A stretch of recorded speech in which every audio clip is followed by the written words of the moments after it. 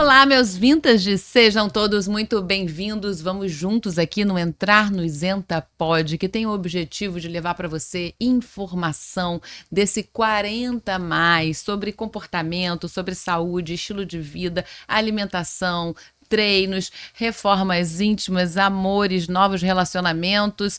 Tchau para muita coisa que você não quer mais, relacionamento tóxico, depressão, ansiedade. E hoje a gente vai falar sobre tudo isso. Hoje a gente vai falar sobre comportamento, sobre reforma íntima, sobre avanços no desenvolvimento pessoal, sobre essas transformações e sobre tudo isso como acontece com autoconhecimento. Para falar sobre tudo isso, está aqui conosco o nosso convidado, premiado terapeuta, especialista em terapia breve, terapeuta clínico, palestrante, consultor de desenvolvimento humano, que promete transformações de vidas com agilidade e profundidade, utilizando estratégicas para o desenvolvimento e crescimento pessoal.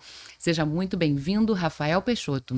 Muito obrigado. Estou aqui feliz demais por poder participar de um quadro tão importante e de uma mídia tão crescente. Estou feliz demais aqui, Karine. É uma mídia crescente. Ele falou, realmente a gente está chegando a 1 ano, agora em março. Estamos chegando a 1 ano de vida e realmente a gente vem crescendo muito no YouTube, no Instagram. E o que eu acho mais legal é que a gente vem crescendo assim no boca a boca de pessoas que eu encontro, sabe? De que a gente tem tocado a ela, porque é um novo local, né? Você ser 40 a mais hoje em dia, né? É uma nova oportunidade de estar se reconhecendo, né? Exatamente.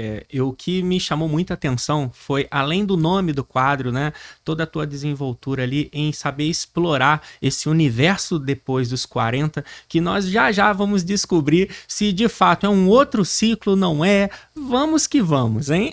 Então vamos que vamos. Como é que foi a sua história até você chegar nessa questão do tratamento de saúde mental? Porque você é 40 a mais e estava me falando que os 40 já foram muito decisivos para você. Sim, 40 a mais e a gente fica tenso, né? Será que como existe vida depois dos 40? A resposta é sim. E uma vida ainda melhor, né? Como eu disse para você, até a gente conversando um pouquinho nos bastidores, né? Conversando um pouco sobre como é que foi essa trajetória, como é que foi essa virada. Foi bem bacana. Foi bem bacana e já eu vou trazer para você aqui como é que foi essa virada. O que eu posso já adiantar aí para nosso público aí é que eu considero que foi uma transformação. Mudar dos 30 e pouquinho para o isenta foi uma transformação interna. Isso é bacana. E o que é ser, por exemplo, autodestrutivo? Autodestrutivo. Então, esses dias eu coloquei esse termo, né, nas redes sociais, o pessoal fez a mesma pergunta. Rafa, será que eu estou me autodestruindo, né? Quando a gente olha sobre um aspecto até terapêutico e clínico, eu vinha observando certos comportamentos e pensamentos, uma cadeia de pensamentos muito padronizados, pensamentos negativos, que geram crenças limitantes. Então, quando eu digo que uma pessoa ela entrou ali naquele comportamento autodestrutivo, né, ela está se autodestruindo, ela está tornando a sua vida disfuncional de uma forma o quê? Automática. Ela traz uma disfuncionalidade muito grande, mas de uma forma automática. Ela não percebe que ela está construindo algo que ali na frente vai ser experienciado de uma forma muito intensa. Gosto de trazer um exemplo muito clássico, né, para trazer de uma forma bem lúdica. Eu digo que a nossa vida é como se fosse uma panela. O que eu coloco ali no dia a dia, eu posso não experimentar no hoje, no amanhã, mas uma hora, assim, eu vou provar do que está ali dentro. O que vai, esse condimento, isso tudo que vai trazer o sabor para a vida, eu tô colocando hoje no presente. E o que eu estou experimentando hoje foi colocado lá atrás, no passado. Isso é muito importante. Sempre que eu trago esse pensamento automatizado, esse comportamento automatizado, eu sempre grifo as pessoas. Prestem atenção. Olhem para si. Parem de olhar para o universo, para as outras pessoas. Se olhem no espelho. Tente identificar. Eu estou fazendo algo que ali na frente eu vou me agradecer. Eu não vou puxar minha orelha se eu chegar lá na frente e não conseguir aquilo que eu quero. Então é muito importante fazer essa autoanálise para não cair nisso que eu chamo de autodestrutivo. Essa autoanálise, né? E exatamente que a gente vai falar isso aqui. O que é terapia breve? Terapia breve. Terapia breve, ela não pode ser confundida com psicoterapia breve. Porque a terapia breve, ela faz uso de hipnose, ela faz uso de mecanismos dentro da própria programação neurolinguística e é um método que quando eu criei ali atrás, e hoje é patenteado o nome terapia breve pelo INPE, foi patenteado em janeiro, então no mês passado a gente conseguiu, depois de 2 anos de processo, enfim, bater o martelo. Então terapia breve agora, para minha felicidade, virou marca registrada em todo o território nacional. O que ela traz de diferente, né? Ela é uma abordagem terapêutica que, desde a sua concepção, ela tem o propósito de se tornar abrangente, 360 graus. Eu costumo dizer de forma bem carinhosa e muito respeitosa que é uma terapia com um acolhimento muito mais amplo, muito mais envolvente, porque não é só um bate-papo terapêutico. Dentro do processo da terapia breve, nós temos uma equipe também. Endocrinologista, nós temos nutricionista, tem neurologista. É uma dimensão, um olhar, corpo e mente. O que a gente hoje visualiza dentro das neurociências, cada vez mais, quando a gente traz esse enfoque para um processo terapêutico, a gente consegue identificar a importância e a influência do corpo nos nossos pensamentos, nos nossos sentimentos, logo nos nossos comportamentos. Então, em resumo, a terapia breve ela é um processo terapêutico muito mais abrangente, que ela foca não só na mente, mas ela traz também um viés muito forte do corpo. Mas assim, por exemplo, dentro das sessões, o que acontece? São reflexões, você abre para perguntas, você fazendo perguntas, né? Mas também para fazer suas considerações. É diferente de uma psicologia, né? Ali, tradicional. Sim. O primeiro passo é o que eu chamo de consulta de anamnese, né, de avaliação, aonde é feito o quê? Uma análise muito por alto ainda não mergulhamos, não tem um deep diving que a gente chama, um mergulho profundo, não, muito por alto, entendendo o sintoma.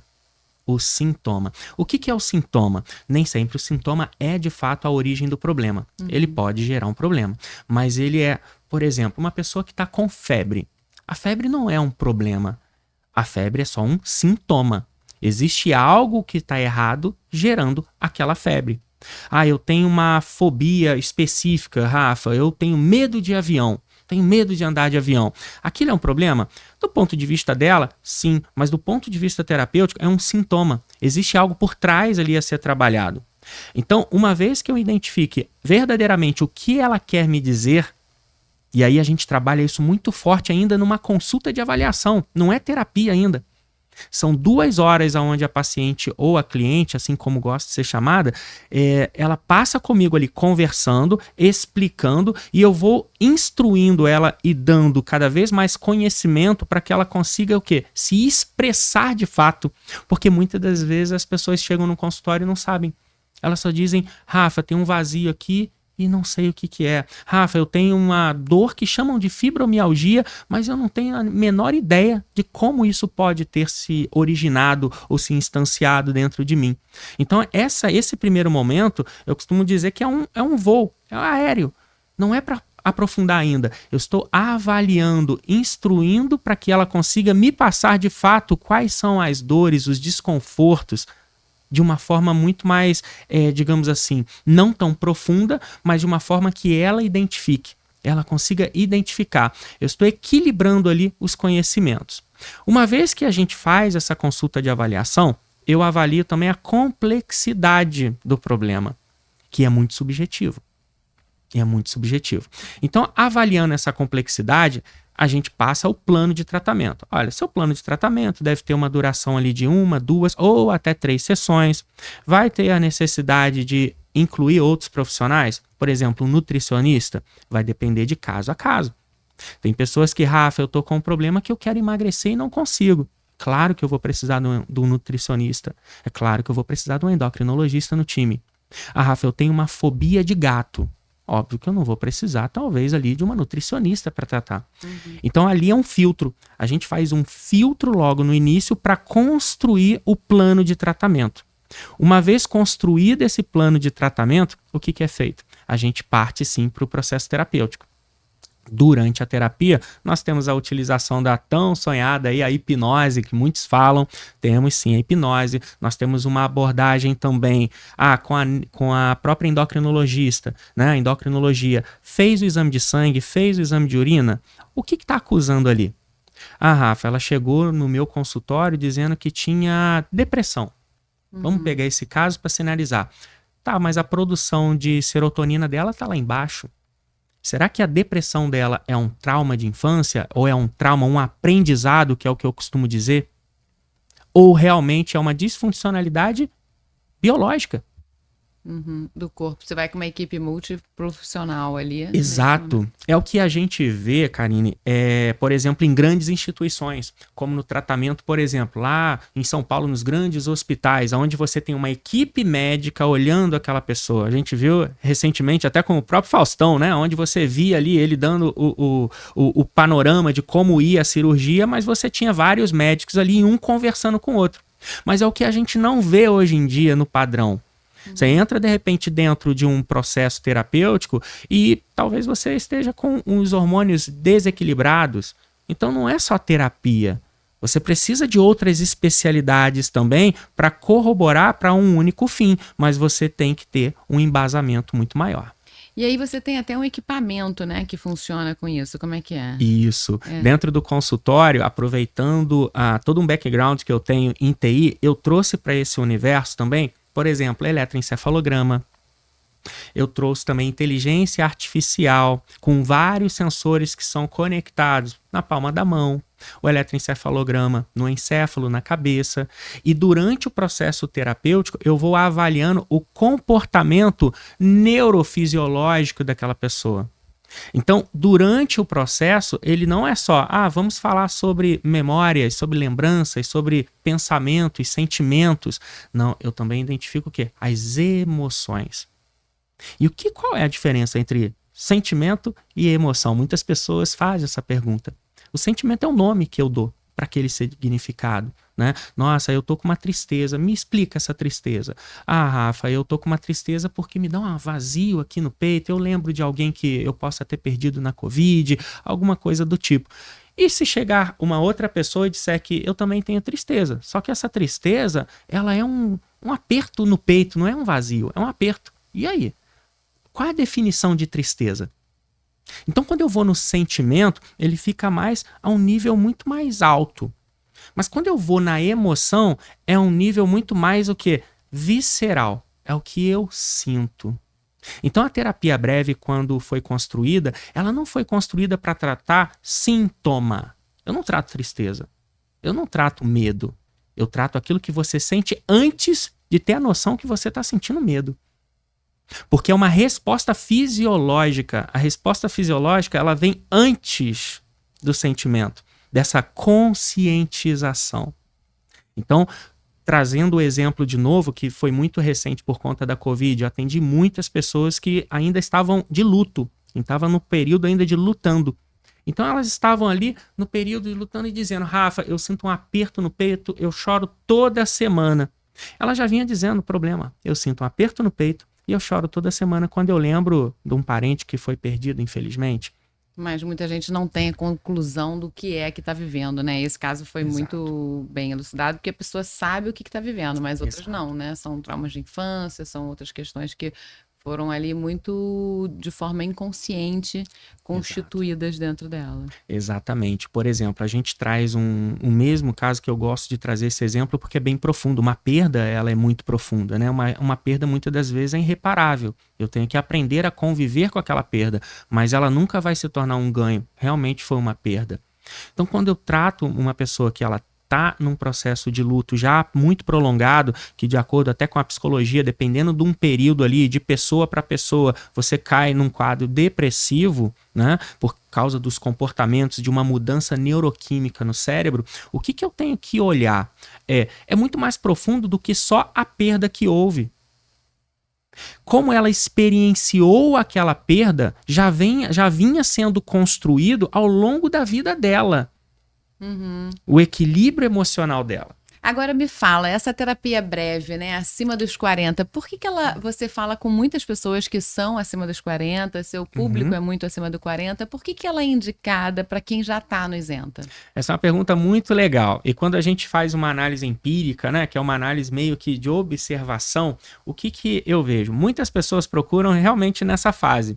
Porque nos 40 anos, o que a gente vê ao longo do tempo sobre um olhar sociológico? As pessoas estão casando mais tarde, as pessoas estão construindo, estão tirando mais tempo para investir em estudos. E isso faz o quê? Isso faz com que eu postergue um pouquinho algumas reflexões de vida. Então, se eu não casei aos 20 e pouquinhos, eu não vou aos 30 olhar para trás e o que eu construí da minha vida. Eu não vou refletir dessa forma. Agora, quando eu empurro um pouquinho isso para frente e eu chego aos 40 anos, sou casado, sou casada, tenho filho, sim ou não, estou no emprego já há algum tempo, porque dos 20 aos 30 é a fase ainda de construção dos pilares da vida. Dos pilares ali, vou fazer uma faculdade, vou fazer uma pós, vou entrar numa empresa, eu vou simplesmente criar uma maturidade num determinado caminho vocacional, e dos 30 aos 40 eu vou com tudo para aquilo que foi planejado dos 20 aos 30. E eu começo a materializar as coisas dos 30 aos 40. Só que quando chega essa dicotomia que eu digo, nossa, mas cheguei aos 40, e aí? E aí que é o bacana. Por quê? E aí? O que é esse e aí? Reflexão. O que eu construí faz sentido? Tá em linha com aquilo que eu planejei em vida? Desde lá dos 20 anos, há 20 anos atrás. Eu tô num relacionamento saudável? Eu tô fazendo aquilo que eu gosto? Isso é uma das grandes questões dentro do consultório, sabia? Nós temos hoje pesquisas que mostram de grandes institutos que 74% dos problemas as pessoas dizem que é a respeito da profissão, de fazer o que não gosta. E ainda dão um nome. É o chefe, o culpado é o chefe. Que é uma pessoa, tem que ter um nome ali, um direcionamento. Mas quando eu chego aí a esses 40, eu começo a refletir e vejo qual é o legado que eu estou construindo. Será que faz sentido? Então, chegou nessa fase, fez essa pergunta, ela não veio de forma natural e fluida, o que acontece? Opa, deixa eu parar um pouco. Então é o momento de uma parada para autorreflexão. E é natural, quando eu estou refletindo, eu estou digerindo tudo que passou, é natural eu ter, nossa, isso aqui não tá legal. Nossa, será que eu tô num relacionamento tóxico? Será que eu tô num relacionamento que não é bacana? Nossa, eu não aguento mais fazer o que eu faço. Eu queria mudar de área, eu queria fazer uma transição de carreira.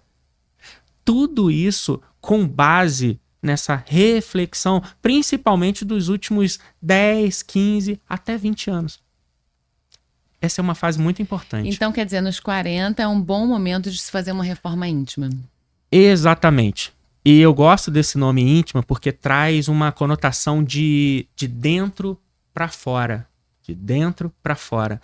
Não adianta eu olhar para o mercado, vamos trazer um exemplo aqui, eu gosto de dizer que a vida são várias fatias dentro de uma pizza chamada vida. Então você tem várias fatias, você tem a fatia do financeiro, a fatia do social, a fatia da família, a fatia dos exercícios físicos, do condicionamento físico e o condicionamento mental, entre outras. É o momento que eu começo a olhar para essa pizza e falar, nossa, ela tá com o tempero que eu gostaria que estivesse. Eu estou experienciando essa pizza da forma que eu deveria estar. E aí, quando eu digo não, é altamente recomendado que eu faça essa reflexão interna. Eu olho para mim pela primeira vez. Muitas pessoas passam a se olhar pela primeira vez aos 40 anos de idade. É quando muita gente deixa de olhar para fora e começa a ver o que passa aqui dentro. E aí sim, o que acontece? Algumas coisinhas bem interessantes. Primeiro, perguntas sem respostas. Porque não tem uma solução mágica para tudo. Tem equação que não fecha. A equação matemática, eu costumo dizer, Karine, que ela sempre fecha. Mas a emocional não. A emocional são outras regras e ela é flutuante. Então a pessoa chega aos 40 anos e ela olha para trás, não vê congruência e começa, nossa, não tá legal. Ou então vê, vamos colocar do outro lado, nossa, minha vida tá maravilhosa, eu quero um salto quântico daqui para frente. Aí já começa a cenarizar os 50. Já começa a pensar em projetos de longo prazo. Mas agora, por exemplo, essa questão da reforma íntima. Então, você vê a terapia breve, uma possibilidade dessa reforma íntima. Exato. Por exemplo, se eu pego um processo terapêutico, vamos confrontar isso numa reforma íntima. Uma pessoa que tá ali, Rafa, eu tô sentindo que a minha vida não tá andando, eu tô patinando. Eu tô num relacionamento que eu não tô satisfeito ou satisfeita. Né? Hoje, 95% das pacientes que eu atendo são mulheres. Não, as pessoas dizem, mas Rafa, então são as mulheres que precisam mais? Não. Pelo contrário, eu vou te dizer, pelo contrário. Só que pela nossa cultura, as mulheres são as que mais procuram, porque desde a infância eram habituadas até a prevenção. E o homem é habituado à correção. Então, o homem primeiro espera dar o problema, o copo emocional tem que transbordar. A mulher não, ela vai monitorando. E aí, ao longo do tempo, nessa monitoração, ela diz, nossa, eu preciso realmente de uma transformação. Eu preciso sair diferente disso tudo. E aí essa reforma íntima traz um processo terapêutico que é a terapia breve. Para quê? Vamos analisar as bases? Vamos ver as bases desse prédio? Eu adoro fazer uma contrapartida que é eu tenho 43 anos. Eu sou um prédio de 43 andares. E nós vivemos sempre no último andar, construindo sempre o próximo andar. Então, se eu tô ali, nos meus 43 anos, vamos supor que, nossa, não tá legal, tem uma dimensão da minha vida que não tá bacana. Vamos trazer um exemplo, né? Tô brincando aqui, mas que tá tudo bem, mas vamos lá, vamos falar de relacionamento. Vamos supor que não esteja bem o relacionamento. As paredes estão ali rachando. Eu posso muito bem ali passar uma massinha branca e vamos embora pro próximo andar. E aí o próximo andar vai rachar, porque eu só consertei de forma superficial. Não foi íntimo, foi externo. Foi tentando mudar. Eu vou mudar de emprego. Eu vou trocar de parceiro ou parceira. Ainda é olhando para fora. Eu tô olhando para fora. Eu tô modificando as peças nesse cenário, nesse xadrez. A vida não é mais uma dama. A vida é um xadrez. E aí, quando eu olho para todas as peças, eu esqueço da peça principal. Eu sou o prédio. Não sou eu que tô rachando. Por que eu tô olhando os outros? Por que eu tô modificando tudo ao meu redor? Calma.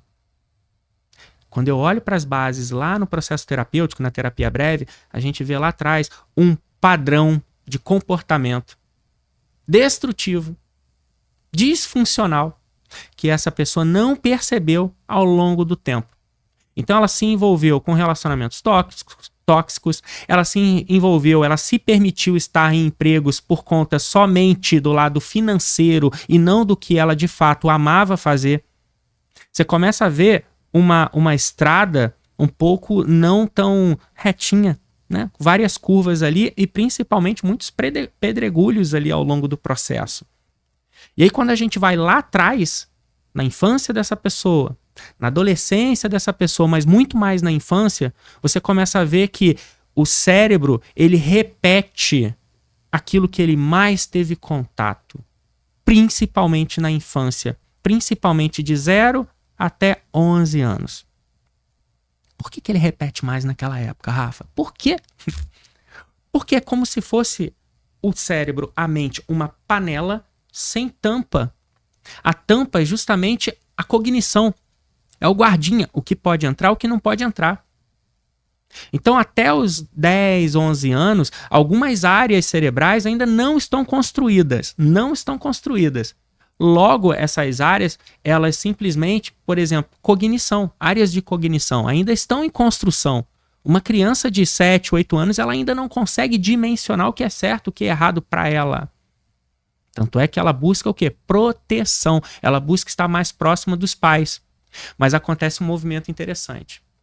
Depois dos 11 anos, ela se distancia dos pais e ela começa a encontrar a sua tribo.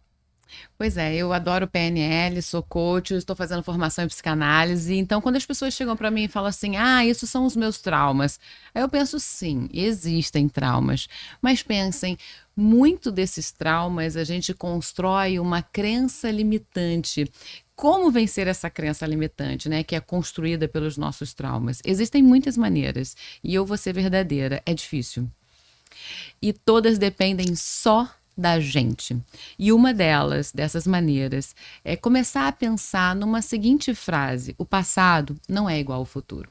Muitas pessoas vivem experiências e lá na frente vão repetir essas experiências, e aí a dor de pensar que está repetindo essa experiência já é enorme. Então, pare e pense na frase que o passado, ele nunca vai ser igual ao futuro, mesmo que as suas experiências sejam repetitivas. Mas a vida é como se fosse um rio. As pessoas com quem você vai esbarrar são diferentes daquele trauma lá de trás. Os locais onde você vai estar são diferentes daqueles locais lá de trás. E você mesmo é uma pessoa diferente da que você já foi. Então, as situações podem ser parecidas, mas calma. O passado nunca é igual ao futuro. Então, tenha em mente e alivie um pouco essa dor, né? Que mesmo que algo que aconteça parecido, o passado não será igual ao futuro. Então, tem uma certa esperança aí, né? Da gente saber que nós não nascemos condicionados a viver as mesmas dores. Exatamente. Eu costumo dizer dentro do consultório, né, que nós devemos carregar, sim, os princípios dos nossos pais, mas algumas crenças, elas são descartáveis. E aí eu trago sempre uma brincadeira, né, muito respeitosa, dizendo: não carregue aquela crença de que leite com manga faz mal, a não ser que você tenha alguma intolerância à lactose. Tá? Não carregue aquela crença de que tem que desvirar o chinelo da mamãe, porque senão ela pode cair em óbito. Algumas crenças, realmente, elas foram muito arraigadas, mas como você bem colocou, Karine, é muito difícil. Porque a crença é a forma de pensar do teu software. Só que esse software, ele é uma produção do hardware. O que é o hardware quando a gente contrasta isso da TI? A parte física, o cérebro, são os neurônios. Às vezes eu acho que, assim, não, claro, mexer nas crenças limitantes são importantes, mas formular crenças poderosas também é importante. Exato. E eu vejo que às vezes a terapeuta fica ali, né, só trabalhando na dor, na dor, na dor. Mas e como é que você dá esse upgrade? Vamos formular, então, crenças poderosas? Exatamente. A energia flui para onde nós colocamos o foco. Então, também ficar remoendo certas situações, certas memórias, em muitos casos, o pessoal fala: Rafa, você faz regressão nas suas sessões? Depende. 50% tem regressão, 50% não tem. E o que muitas vezes a gente vê até em processos, né? Em outros processos, todo processo tem a sua efetividade. Não existe melhor ou pior. Eu costumo dizer que há uma complementariedade. A gente olha a psicanálise quando confronta com a psicologia, quando traz a hipnoterapia, são todas complementares. Complementares. E quanto mais você fizer, melhor. E quanto mais você fizer, melhor. Porque mais você vai se conhecer. Agora, vamos passar aqui que a gente prometeu falar em relacionamento, amor. Como é que a gente pode fazer para não se auto-sabotar? O tempo todo a gente vê, acontece com a gente, né? Como é que a gente faz para não se auto-sabotar? Olha, que pergunta. Eu acho que essa pergunta, Karina, ela vale $1 milhão, né? E olha que amor não tem preço, mas ela vale bastante. Um dos pontos que eu costumo dizer é, primeiro, identificar que está no problema, né? Ou que tem um problema. E como a gente vê, nós não somos 100% reflexo do passado, mas o passado influencia muito. Muito mesmo. Então, quando eu olho uma pessoa que diz: Rafa, eu tenho um comportamento que é, no dito popular, eu tenho dedo podre. Eu tô sempre escolhendo pessoas que acabam me fazendo sofrer. E aí, quando você vê a história de vida dessa pessoa, a família, o ambiente, a neurociência já trouxe isso diversas vezes, né? E o ambiente influencia mais do que a genética. A genética tem, sim, uma influência forte? Tem. Hoje, se eu for dimensionar, estudos científicos dizem que é de 30%, de 20% a 30%, que é a genética. Mas 70% de peso em cima dessa construção psíquica se dá ao ambiente.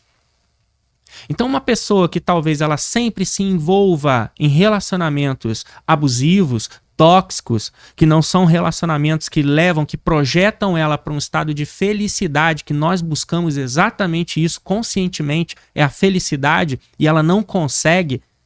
Quando você começa ali a avaliar dentro de um processo terapêutico, você vê que tem um padrão de comportamento.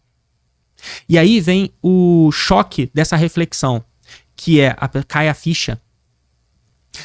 Uau, Rafa, eu nunca tinha notado isso. Realmente, eu sempre me interesso por esse tipo de pessoa. Que no início, né, todo relacionamento complicado, seja ele abusivo ou não, às vezes o relacionamento não é nem um relacionamento abusivo, é um relacionamento que as duas partes se colidem, elas não se completam.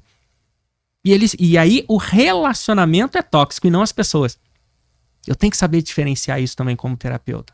Sim, às vezes a pessoa é do bem, a outra também é do bem, tá tudo bem, mas elas juntas é que não rola. Exato. A química não bateu, né? Que a gente brinca, né? A química não bateu. E aí, quando você vê esse tipo de relacionamento, e é muito prazeroso tratar esses casos, né? Eu vejo lá, saem melhores amigos. Porque a química bate, mas em outra esfera. Não é na esfera de um relacionamento íntimo, não é na esfera de algo que, eu quero construir uma estrada com você. Não, eu quero ter uma estrada e ela ter outra estrada. E os dois podem até ir na mesma direção, mas não vão chegar no mesmo lugar. Elas estão para a mesma direção. Então, é olhar para si. O que a gente vê dentro desse automatismo destrutivo, que eu adoro falar sobre esse tema, não que ele é bom, mas as pessoas têm que se tocar. De que hoje o mundo está muito acelerado. Celular, computador, internet, é fantástico. Se não fosse a tecnologia, talvez eu estaria aqui para contar a história na época da Covid. Mas quando a gente olha toda essa questão, nossa, eu tenho tecnologia, eu tenho uma terapia mais moderna, isso tudo é só uma ferramenta para que você olhe para você. O segredo é esse, é parar. As pessoas... E tenha vontade de mudar. Exato. Né? Porque eu acho que você falou aí uma questão, né? Um ponto bom de avaliação, um bom termômetro seria: esse caminho está me levando para a felicidade? Exato. Esse caminho está me gerando ansiedade? Esse caminho está me gerando frustração? Esse caminho está me gerando questionamentos? Esse caminho está me gerando para a felicidade? É só esse caminho que a gente deve apostar realmente. Esse é o grande termômetro. Esse é o grande termômetro. A bússola ela é necessária o tempo todo, mas uma bússola calibrada. Calibrada com a nossa essência. Eu quero ir para cá porque o mercado tá... Essa aqui é uma profissão bacana, então eu vou estudar isso aqui, isso aqui. Se eu fosse seguir essa bússola, eu estaria lá na área de TI até hoje, programando, trabalhando com redes, até o momento que eu tive um choque, um despertar. Mas foi um despertar voluntário? Foi resultado de um burnout, de uma ansiedade. Um burnout nada mais é do que uma ansiedade iniciada num ambiente corporativo. A partir desse momento que eu tive esse burnout, que eu tive essa ansiedade e que começou a afetar... Lembra no início da nossa conversa que a vida é como se fosse uma pizza com várias fatias? Começou a afetar uma fatia, começou a afetar do lado. O sentimental começou a afetar o financeiro, começou a afetar o relacionamento, começou a afetar a família. Quando eu vi, eu estava sendo consumido. Começou a afetar várias outras áreas, até a saúde física. Então, quer dizer, você viveu esse burnout. Eu vivi esse burnout. E além do mais, ainda um TDAH diagnosticado, com mapeamento cerebral, com tudo direitinho, se intensifica, porque a probabilidade de um TDAH ele desenvolver um quadro de ansiedade, ansiogênico, é muito alta. O TDAH ele tem aquela característica, né, de estar ali tentando focar em tudo. Não é falta de foco, é tentar focar em tudo, só que ao mesmo tempo. E eu tentava focar em tudo. Falei, vou fazer uma pós, fazia outra ao mesmo tempo, vou fazer um mestrado. E aquilo começou a me consumir. E dentro de um ambiente super nervoso. Eu estava numa indústria de telecom. E a telecom, financeiro, são indústrias que mudam o tempo todo ali. Tem áreas que são mais contíguas, mas tem áreas que são bem, principalmente áreas tecnológicas. São saltos quânticos. E eu não estava me percebendo naquele ambiente. E aí me tornei um gestor, cheguei aonde eu queria, com uma projeção olhando para frente. Nossa, agora eu quero chegar nesse status aqui. E eu olhava, fazia uma gestão perfeita, só que olhando sempre para fora. Então, quer dizer, quem vive, eu estou olhando um livro, né, que é o Antifrágil, e esse livro está me revelando algumas coisas. Você está falando de uma questão que você viveu. Exato. É diferente, né? Por mais que terapeutas falem, outras pessoas falem, mas quando a gente fala daquilo que a gente viveu, é mais profundo, né?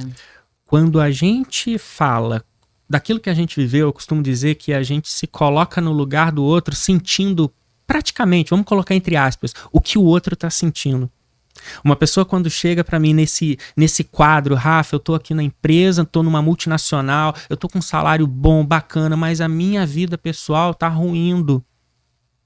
Eu tô com problemas em casa, eu tô já atingindo a parte física, que é uma disfunção sexual, eu já não tô tendo prazer de ficar com os meus filhos, eu não tô aguentando mais, Rafa. Quando chega nesse nível, eu digo que o copo começou a transbordar. E o que é um copo transbordando? É um passo para um problema físico. Aí é mais sério. É um câncer, é uma doença autoimune, é um problema que realmente ali na frente pode trazer um alto risco de vida. A própria questão mental também traz um risco de vida. Quantas pessoas a gente vê num quadro ali de pré-suicídio ou tentando uma ideação suicida? É um tema que muitas das vezes é difícil até conversar. Agora, você acha que o medo de perder tira a vontade de ganhar? Você acha que isso acontece? Esse medo de não... Lá na frente eu vou perder? E aí o medo é tão grande da pessoa de perder que ela nem... Então, o medo eu considero um sentimento, ou alguns autores dizem que é emoção. Eu digo que o medo não é ruim. O medo faz parte, é uma característica nossa psicológica. É ruim ter medo, Rafa? Depende. Ter medo de aranha, principalmente se ela for venenosa, sim, é bom ter medo. Tem medo de altura, Rafa? Se você trabalha num prédio ali fazendo uma manutenção, é bom ter medo, porque aí você vai se tornar mais precavido, você vai ter uma segurança maior consigo própria. Agora, Rafa, eu tenho medo de arriscar porque eu já me acho muito velho ou muito velha. Eu já tô depois dos 40 e eu fico com medo de empreender. Aí sim eu tenho que ter cuidado. Por quê? Porque se torna disfuncional. O medo não é um problema até ele se tornar um quadro fóbico. Eu tenho medo de aranha, Rafa. Tá, é medo ou é fobia? Porque um quadro fóbico é uma pessoa que ela pode estar num restaurante super chique ali, no aniversário, comemorando ali com seu parceiro ou a família, e se ela vê uma aranha, mesmo pequenininha, do lado de fora, talvez, do restaurante, ela sobe na mesa, o coração começa a palpitar, o corpo tem uma reação fisiológica. Aí é disfuncional. Então, ter medo é problemático? Depende. O que não pode deixar é que o medo se transforme e se caracterize num quadro fóbico. Aí é problemático. Mas sentir medo faz parte da vida. Agora, você fala muito de neurociência, né? E dessas pizzas, né? Da pizza com várias fatias, né? Que seria o lado econômico, social, amoroso. Como é que a gente faz para equilibrar isso? Qual seria uma sementinha que é possível deixar? Então, são muitos milhares de reais aqui na mesa hoje, né? Porque é outra pergunta de milhões. O segredo é sempre o caminho do meio, né? Os budistas dizem muito isso, né? É o equilíbrio. Água demais mata. Né? Excesso de dinheiro pode se tornar prejudicial, mas a falta dele também é prejudicial. Então, o que eu preciso buscar na minha vida? Imagina que essa pizza agora, ela se transforma numa roda. E cada aro dessa roda é uma área da tua vida. Esse aro aqui, a roda tem 20 centímetros, então até o meio, 10 centímetros. 10 centímetros eu tô cuidando aqui da minha saúde física, 10 centímetros eu tô cuidando aqui da minha família, 10 centímetros do trabalho. Mas a saúde mental, não tô cuidando nada, não faço terapia, não me preocupo comigo, eu só vou pra academia malhar pra ficar com o corpo definido, mas eu não trato talvez as minhas fraquezas internas, ou pior, nem as conheço. Essa roda não vai girar de forma fluida. E o que acontece, contrastando até que fica até um caso bem hilário aqui, meio engraçado, que é o que acontece com uma roda que ela não tá redonda? Ela vai abalando as estruturas. E é isso que acontece. Não é o tamanho da roda, não é o tamanho da pizza, é o quanto ela está equilibrada, o quanto as áreas, a minha atenção está devidamente distribuída para todas as áreas. Isso é importante. Então, repetindo, não é o tamanho. Eu não preciso ser rico e milionário para ser feliz. Eu não preciso encontrar o parceiro ou a parceira dos sonhos, né? O príncipe do cavalo branco. Não, ele não precisa chegar num cavalo branco. Mas também se ele chegar a pé, às vezes não ajuda tanto, dependendo das suas intenções. Então, o que eu costumo dizer? É o equilíbrio. O equilíbrio é o que nos faz o quê? Ter calma e viver o presente.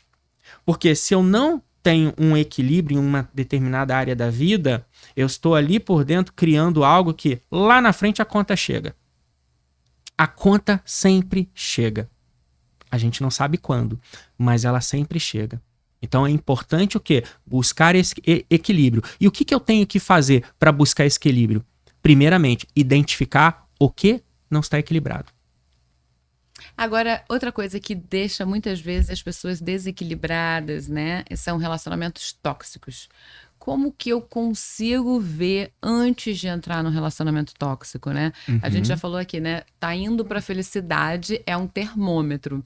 Então você tem que saber se aquela pessoa está te fazendo feliz, se a maior parte do tempo você tá feliz. Só que aí as pessoas começam a gente mesmo, eu também, a confundir, né? Não, a química é muito bom, é prazeroso, mas não me faz feliz. Isso já pode ser um indício que vai dar ruim. Tem aquele ditado, né, Karine? Onde tem fumaça, tem fogo. Não necessariamente porque eu acho que, tô namorando com essa pessoa, ela me pediu em casamento. Se você sente que você não está preparada, se você sente que você não está preparado, talvez é melhor um não agora e ficar, talvez, vermelho de vergonha do que amarelar para a vida toda. Porque a conta chega.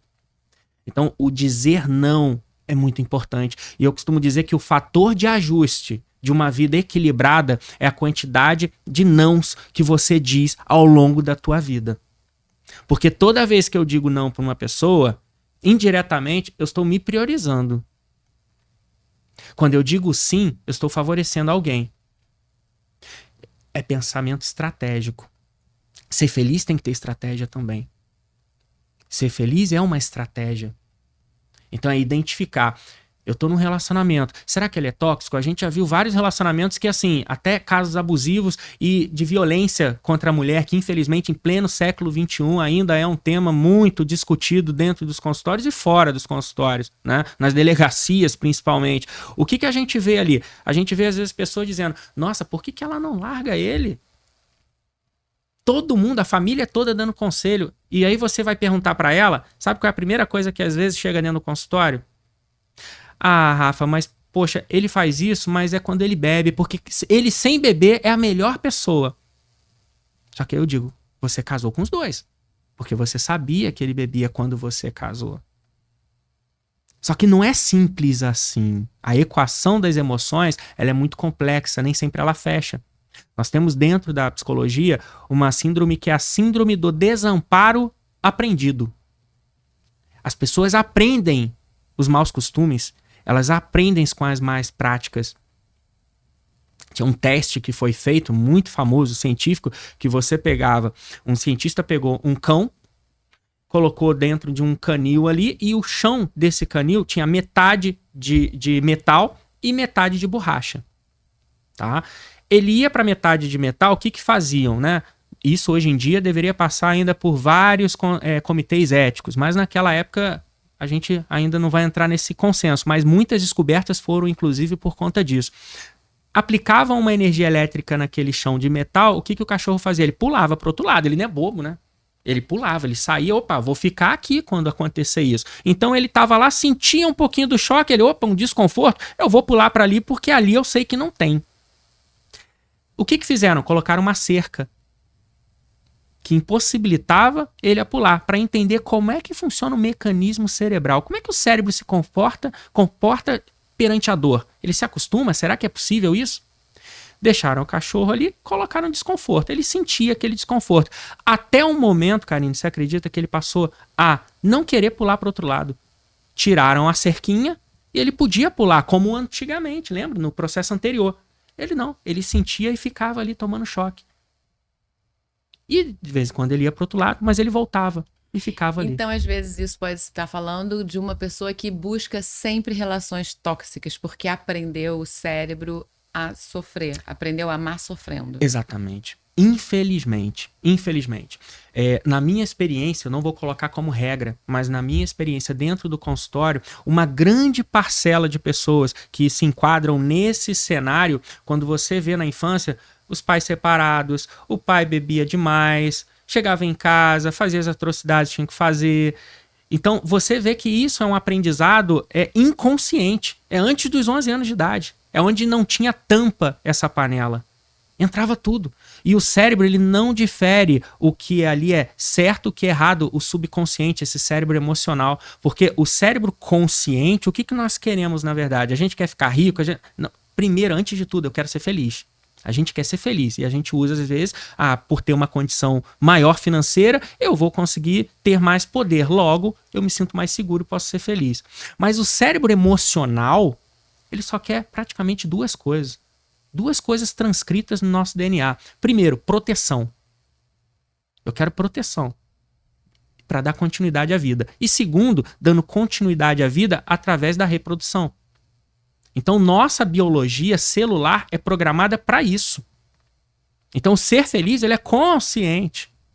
Eu quero ser feliz, eu preciso viajar, eu preciso comprar uma bolsa, eu preciso trocar de carro, ter um celular novo. Você vai criando formas de te trazer prazer ali de forma consciente.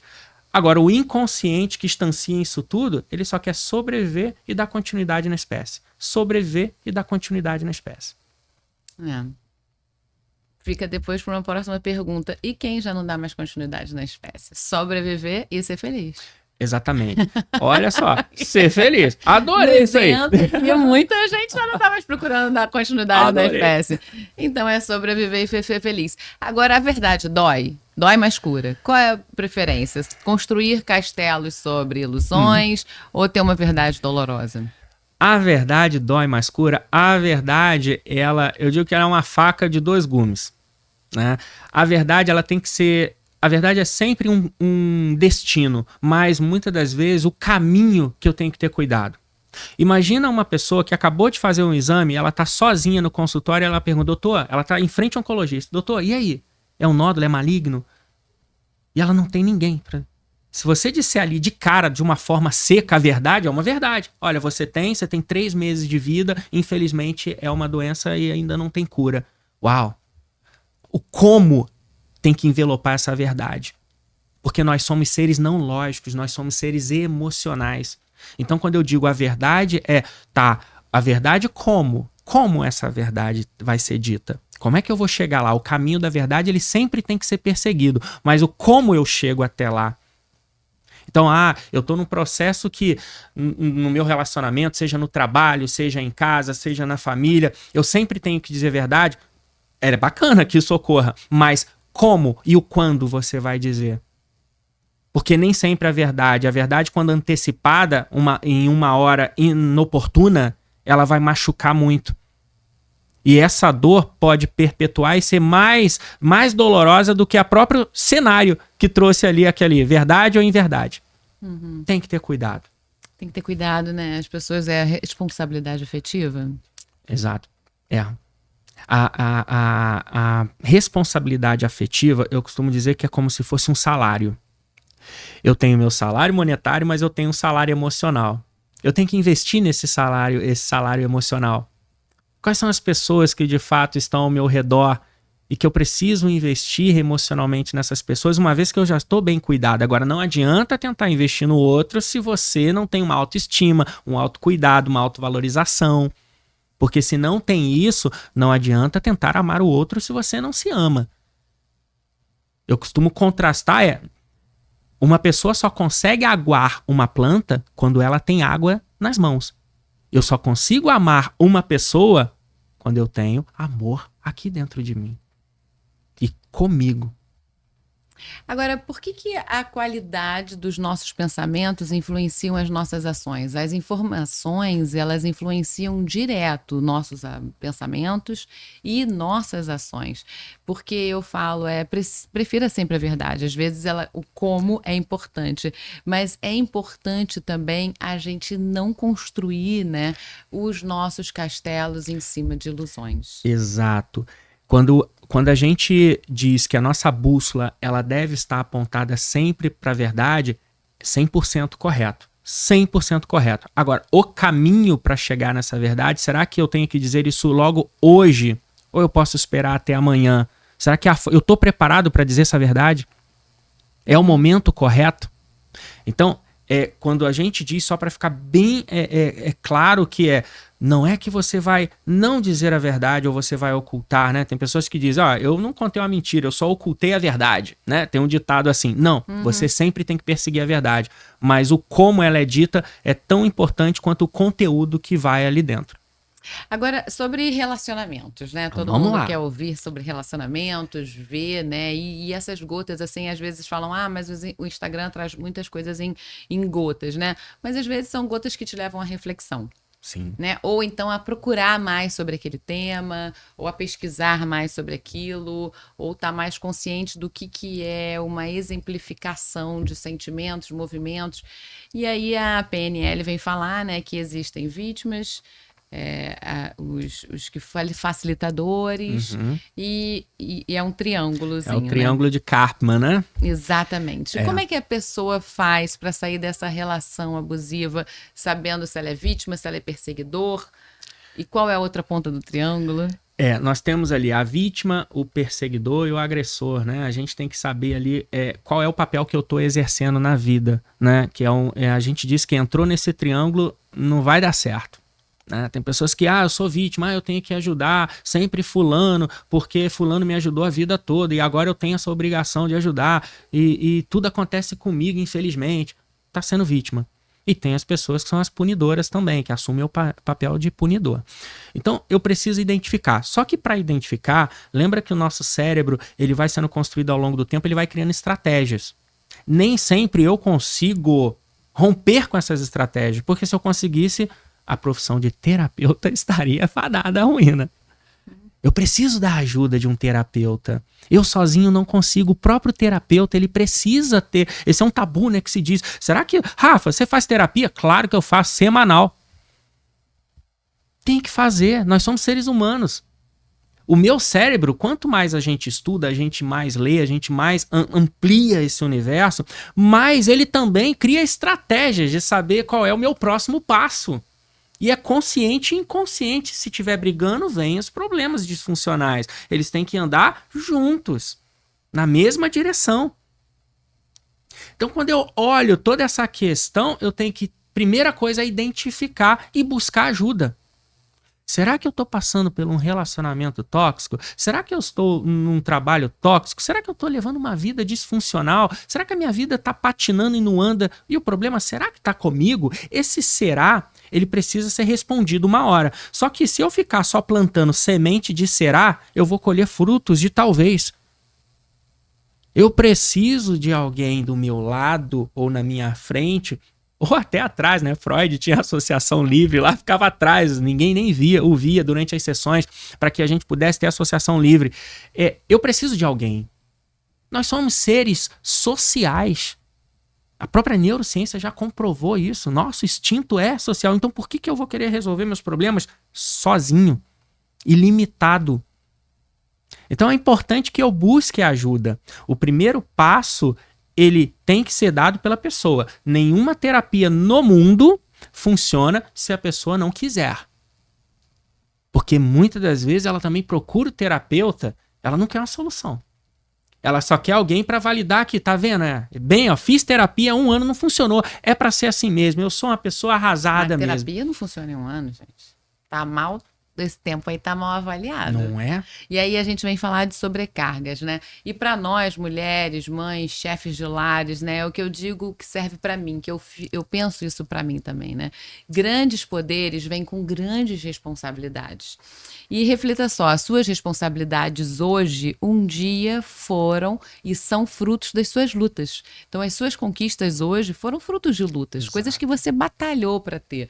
Então, goste, ame as suas responsabilidades, porque elas demonstram o tamanho da sua força, o quanto você lutou.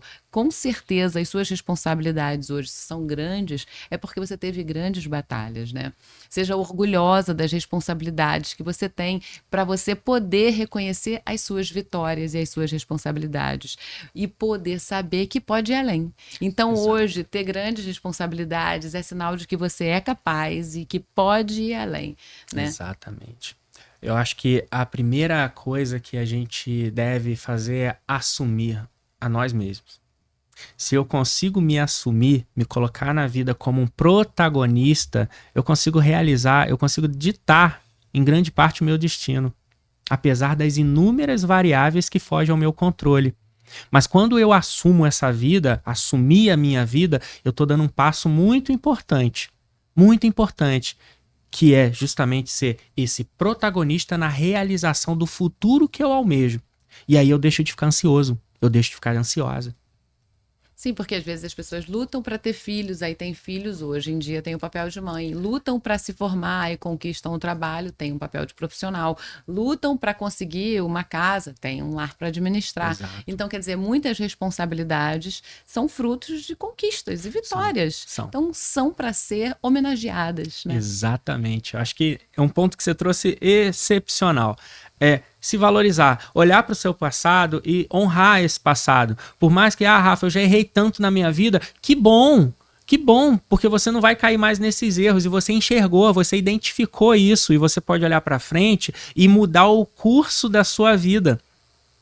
Eu quando às vezes estou dentro de uma empresa dando palestras e tal, o pessoal pergunta, Rafa, quem eu devo contratar? A pessoa que já errou muito ou aquela pessoa que tem um currículo exemplar? Eu digo, contrate a que errou muito no concorrente, porque ela sabe os caminhos das malécias, das derrotas, e ela não vai querer repetir dentro da sua empresa. Agora, aquele que nunca errou, ele está à mercê. Pode ser que ele nunca erre, mas pode ser que uma hora a conta chega, e chega.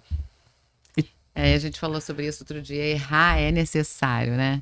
Agora, me fala aqui, assim, como é que é essa questão, né, de pressões excessivas, né? Porque uma coisa é você honrar as suas responsabilidades e a outra coisa são as pressões que a sociedade te exerce. Isso também sobrecarrega, né? E muito. A gente traz um exemplo do dia a dia, é aquela pessoa, assim, que acabou de casar, aquele casal que acabou de casar, aí vem aquela pressão social, né? E aí, quando você vai ter filho? Vocês não vão ter filho, não? E tal. Aí aquele casal tá ali se reestruturando, juntou uma graninha para casar, já foi um passo, uma conquista muito bacana. E vem aquela pressão. Não é que as pessoas, elas colocam querendo te prejudicar, pelo contrário, elas dizem, você vai ter filho agora, ou mais lá na frente, mas planeja. Não ceda essas pressões, mas é difícil. Não é fácil, porque nós temos um automatismo de certa parte, de cumprir alguns padrões. E quando eu vejo, eu estou cumprindo o padrão lá da minha mamãe, do papai. Eu estou cumprindo ali um padrão que foi instanciado lá atrás, quando eu nem tinha ainda uma racionalidade. Eu preciso olhar para esse universo hoje, por exemplo, do estereotipo do homem perfeito, da mulher perfeita, com o corpo perfeito e tal. Mas isso serve para mim mesmo? É isso que eu quero? Ou é o que querem me vender? Agora, se é uma pessoa que ela não se assume, não assumiu a própria vida, ela não vai tomar as decisões assertivas. Mas as decisões não vão deixar de ser tomadas. E sabe quem vai decidir? O outro. Quando eu não tomo as minhas decisões, alguém vai tomar por você. Só que quem está tomando a decisão sobre a inferência em cima de você, está olhando o lado dela. Óbvio. E você é uma segunda, terceira ou quarta parte. Isso que você está falando é muito legal, porque é sobre terciarizar os seus problemas, terciarizar as suas responsabilidades. Então, eu pergunto, né, fazendo uma analogia aqui, você põe o seu carro para consertar em qualquer oficina? Você vai pesquisar que oficina é essa, se ela tem referências, e aí você põe o seu carro lá. Agora, quando você fala, né, e terciariza os seus problemas, né? Olha, cuida pra mim aqui disso. Exato. Cuida pra mim. Você sabe na mão de que tá colocando, e assim, a pessoa vai resolver como você queria. Quer dizer, terciarizar os problemas é uma sobrecarga de tensão, porque pode ser bom ou ruim, e passar um problema que pode ficar maior. Exato. No meio de tantas variáveis que a gente não tem o controle, quando eu estou terceirizando algo, eu estou dando controle para outra pessoa. Se de fato eu não tenho controle sobre aquela pessoa, pode vir uma situação inesperada. E essa troca que você colocou aí, eu vou pegar um gancho no que você falou, que é ouro em pó. Eu brinco que é ouro em pó, porque o ouro em pó eu posso modelar da forma que eu quero. E às vezes fica melhor ainda, mais valioso ainda do que a peça original. Quando eu pego essa questão do carro, vamos pegar o exemplo do carro. A pessoa nunca teve um carro zero, ela consegue comprar o carro zero. Tá, ela foi na concessionária, a esposa tá em casa esperando, ou então a esposa foi lá, comprou o carro e o marido tá esperando em casa. E ótimo, fica doido para contar pro outro. E aí ela tá dirigindo, amor, tô chegando em casa, ou ele também, tá dirigindo, tá entrando na garagem, de repente, esbarra na pilastra. 5 centímetros, pouca coisa, 2 centímetros, vamos combinar? 2 centímetros. Quando ela chegar em casa, a primeira coisa que ela vai falar, ela não vai falar mais, amor, que carro maravilhoso, você tem que ver isso, você tem que ver aquilo, ou até o marido também, amor, você tem que ver o carro, tem que central multimídia. Não, vai falar assim, você não sabe o que aconteceu já com o nosso carro. Olha o foco no negativo. Só que o carro, você pode colocar no lanterneiro, ele fica novo de novo. Agora, vamos cenarizar uma outra coisa para você ver como é que os valores estão invertidos. A pessoa não arranhou o carro não, tá? Ela chegou, aí de repente ela tá subindo na escada, ela tropeça e ela bate com o ombro num muro, chapiscado. E ali marca, dá uma marquinha, porque ralou, vai ficar aquela marquinha para sempre. O que ela faz? Ela passa a mão no ombro, tá novo. Não machucou muito não, só vai ficar marcado, mas daqui a pouquinho cicatriza. O chassi dela, ela não valoriza tanto quanto o chassi de um carro. Os valores estão muito invertidos. Por isso que quando você trouxe esse olhar íntimo, dessa mudança íntima, ela se faz muito necessária, porque eu paro de olhar para fora e começo a olhar para dentro. E quando eu falo dentro, o dentro sou eu. O dentro sou eu. Isso é importante. E assim, como é que a gente faz, né? Exatamente sobre isso, né? Os nossos machucados. Eu acho que era uma pergunta que eu ia fazer, gente, mas tá aqui, eu acho que ele acabou de responder. E aí a gente pode falar sobre mais um pouquinho sobre isso.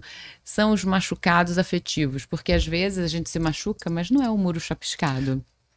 Às Exato. vezes a gente se machuca, chora, sofre, mas não leva aquilo em consideração. Exato. Como é que a gente se reabastece ou coloca os band-aids internos? Primeiro, dá a devida prioridade para aquilo, tá? Um relacionamento talvez mal terminado, um relacionamento de um emprego também, que é um relacionamento. Eu saí de um emprego, fui demitido, é um período de luto, é uma perda. O cérebro encara aquilo como um período de luto. Você está saindo ali de um padrão, que é ir para o trabalho todo dia para não ir. Você tá ali, terminou com uma pessoa, é um luto, por mais que você ali, os dois, é consensual, tá? Nós terminamos daqui para frente, mas o teu cérebro, até ele atualizar o software, demora um tempo, é um luto. Então é se respeitar e ao mesmo tempo prestar atenção naquilo que você está sentindo, essa percepção. Tá me fazendo bem? Não tá me fazendo bem? Por quê? O porquê das coisas. Tem um livro muito bacana chamado Comece pelo Porquê.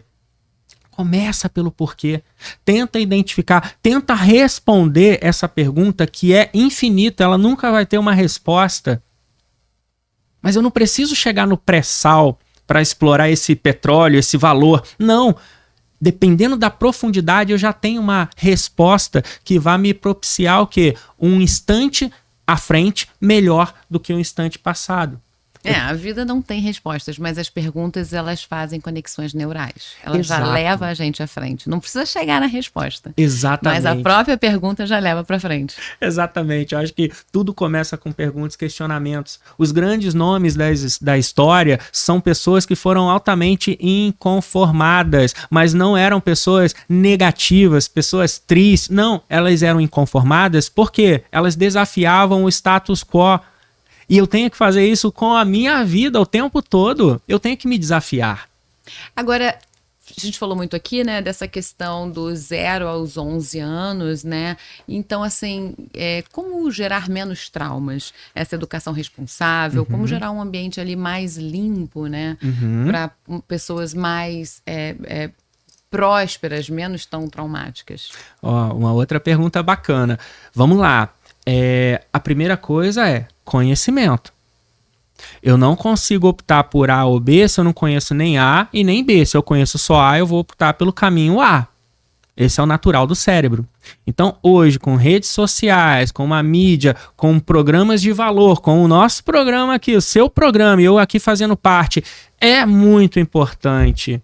É o tipo de informação que você não encontra na faculdade.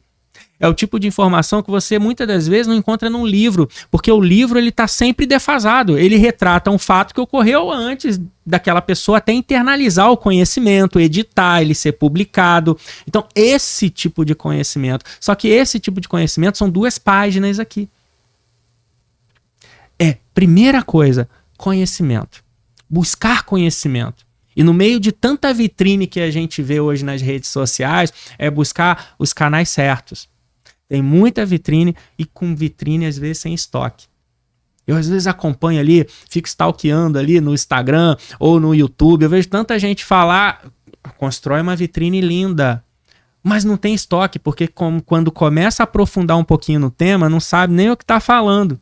E aí acaba passando uma informação errada e aquela pessoa que está do outro lado, às vezes ela não sabe identificar. E ela vai seguir muitas das vezes, ela se torna um seguidor, um lead. E ela vai implementar aquilo na vida dela. E aí não funciona. E ela continua ali disfuncional. Ela continua triste. Ela continua naquela vida que só patina. Não pode. Então a primeira coisa é prestar atenção e, eu tenho que adquirir conhecimento. Aquela pessoa, trazendo um exemplo prático. Rafa, então o que eu tenho que falar para o meu filho? Diga que você o ama. A maioria das terapias, após os 40... muitas pessoas sentam na poltrona e choram porque, nossa, eu tinha tudo, Rafa. Eu tinha primeiro gradiente, vamos entregar a idade, né? Eu tinha o primeiro gradiente, eu tinha lá o meu, não era nem MP3, né? Era o Walkman, eu tinha isso tudo, mas o que eu queria era só meu pai e minha mãe dizer que me ama, me sentir protegida, me dar atenção. É universal esse sentimento. Um tempo a mais, né? Um tempo a mais. Só que aí o cérebro, como ele tenta racionalizar, o que a pessoa traz enquanto adulta? Rafa, eu não ganhei muita atenção quando era criança, mas graças àquele tratamento, hoje eu sou um médico, eu sou não menosprezando qualquer profissão, mas só estou dando exemplo aleatório aqui. Eu sou um cirurgião, eu sou um piloto de avião, eu tenho meu negócio, eu sou um dentista, eu sou um apresentador de programa, não importa. Mas quando olha lá para trás, aquela criança ferida ainda está aqui dentro. Aquela memória ainda está ali, porque aquele neurônio que foi criado lá atrás, ele ainda está aqui dentro em alguma parte, como a gente chama na gavetinha, e influenciando. Porque se tivesse aqui e não influenciasse, tudo bem, mas influencia. Tudo que está aqui influencia em alguma atmosfera, né? Influenciando Exato. Alguma atmosfera vai influenciar em todas. Então, melhore também em alguma parte, seja ela no trabalho, ou afetiva, ou consigo, que consequentemente também vai refletir em todas. Né? Exato. Eu trago até um exemplo clássico. Eu atendi há 2 semanas atrás o retorno de um paciente, um homem, trazendo um exemplo fresco aí de um homem. Ele, em novembro, ele me procurou e ele dizia justamente, Rafa, eu tô no 3º casamento, eu vou até passar aquele cantor famoso aí que já casou várias vezes, eu não consigo achar a pessoa certa, mas eu acho que o problema tá comigo. Eu falei assim, você acha? Vamos ver, vamos conversar. Fizemos a avaliação, depois partimos para a terapia. O que a gente viu ali durante o processo terapêutico? Ela, no meio da terapia, chegou e disse assim, Rafa, caiu a ficha. Você contando a sua história terapêutica aí, a gente batendo um papo aqui, me veio uma lembrança. Meu pai sempre me abraçava e me dizia que me amava. Eu não tenho esse problema, minha mãe também. Mas eles completavam com uma frase. E por acaso a gente estava conversando sobre essas frases depois do eu te amo, que você instancia um vínculo ali, você apertou o botão emocional. E a frase, sabe qual era, Karine? Eu te amo, filho, eu não consigo viver sem você. Quer dizer, ele teria que ser filho para sempre. Exato. Na concepção do subconsciente dele. Conscientemente, é claro que ele sabe que ali era uma conotação para efetivar ainda um amor, para superlativar ainda aquele amor, e é ótimo isso. Mas o subconsciente não é racional. O subconsciente é emocional. Ele estava aprendendo o quê? Que no momento de afastamento, aquela pessoa ela poderia morrer. Ela poderia. E aí, quando ele estava em Curitiba, e a mãe ligou para ele, e a mãe tossiu na ligação, ele disse: não, mãe, eu tô indo para aí. É gatilho, né? Aí são os gatilhos. Que ele, na verdade, não poderia deixar de ser filho. Tem muita gente Exato. que não consegue manter um casamento porque não consegue deixar de ser filho. Então, se não deixa de ser filho, não tem como partir a porta, né, para ser marido.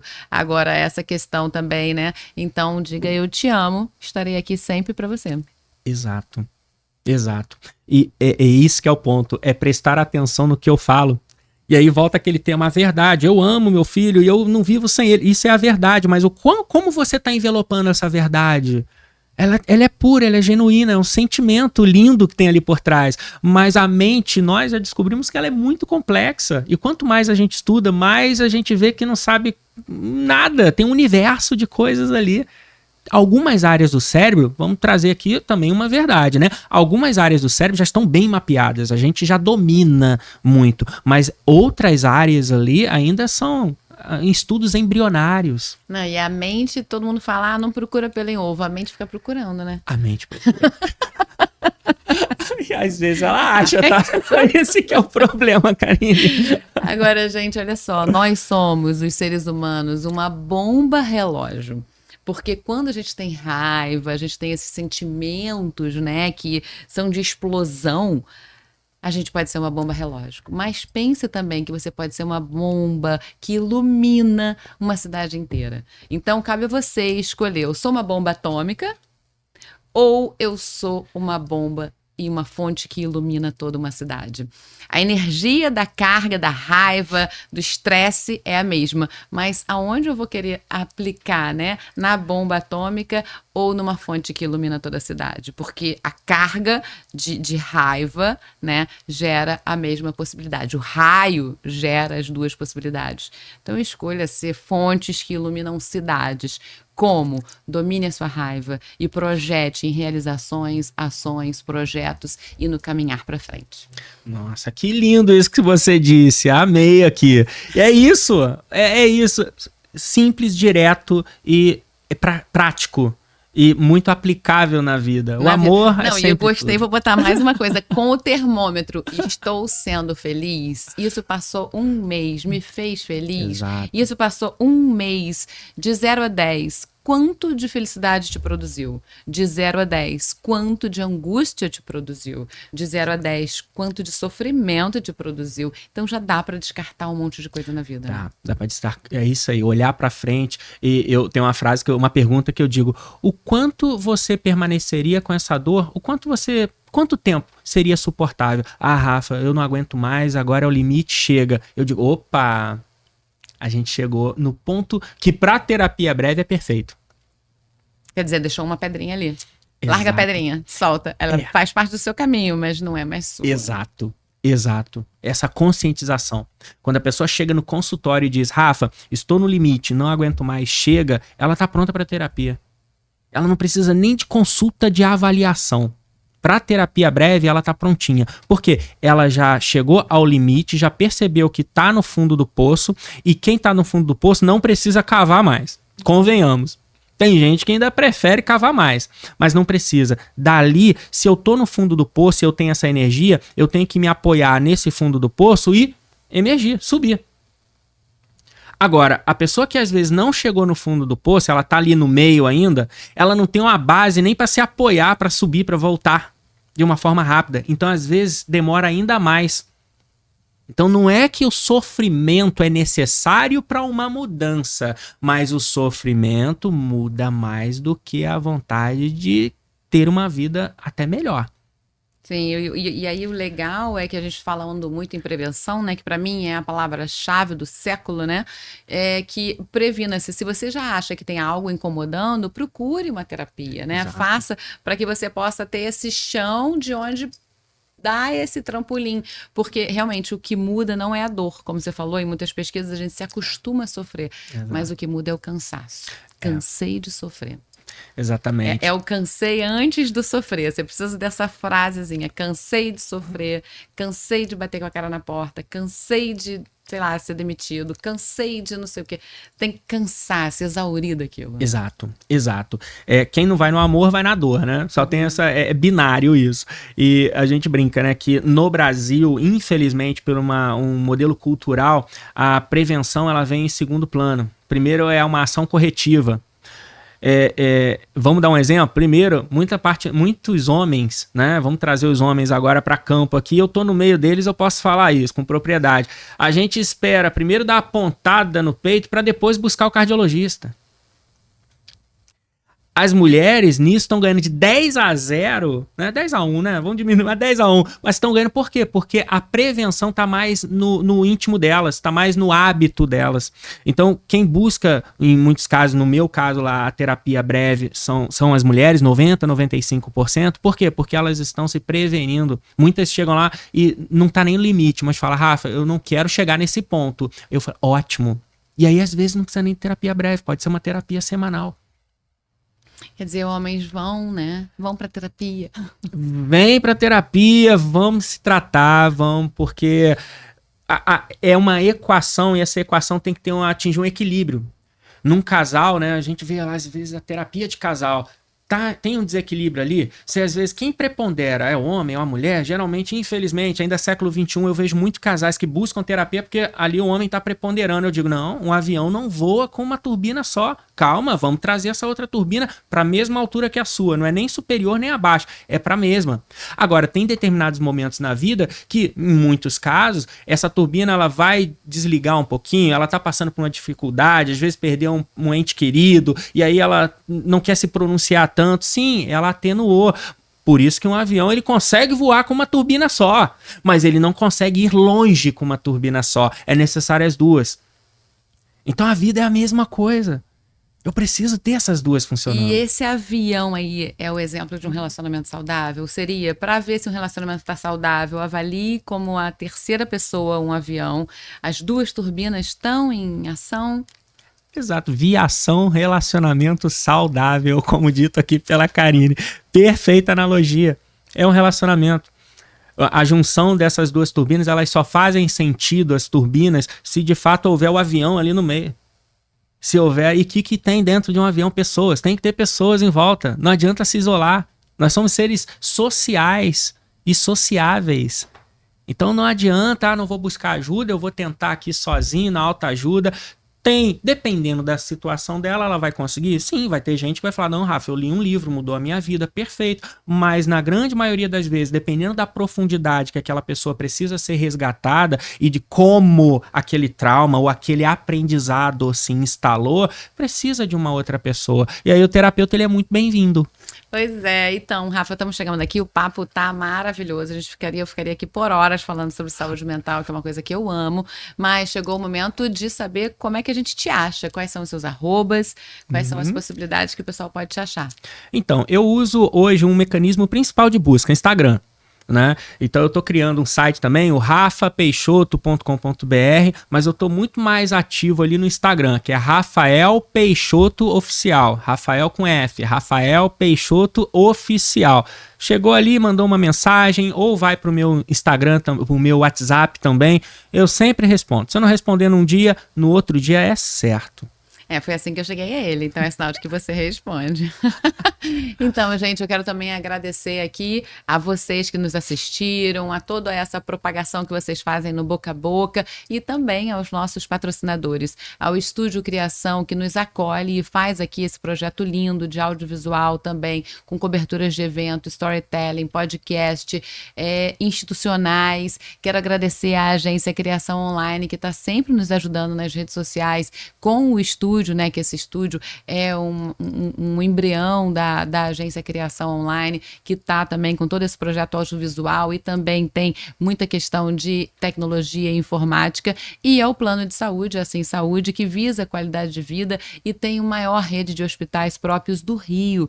Ele tem um programa voltado só para promoção de saúde, que se chama Vida Assim Special Life, para pessoas portadoras de doenças crônicas, com diabetes, hipertensão, saúde mental, problemas cardíacos, de coluna. Geralmente a gente chega no ENTA já carregando isso aí, e lá você pode cuidar disso tudo. E a gente vai ficando por aqui. Agradeço a vocês pela presença em mais um episódio. Vamos dar vida ao Entrar no Isenta Pode, porque fazendo uma analogia assim, igual a gente fala da vida de um bebê, a gente precisa falar da vida dos nossos isentas, né? Porque somos sim iniciantes de qualquer coisa que a gente queira fazer na vida. Não tá na idade, tá dentro, tá em você, não tá fora, tá dentro. Acho que esse foi o maior recado, né, que a gente deu hoje aqui. Sim, eu acho que esse é o maior recado. Começa por dentro. Para de olhar para longe e começa a ver o que passa aqui perto.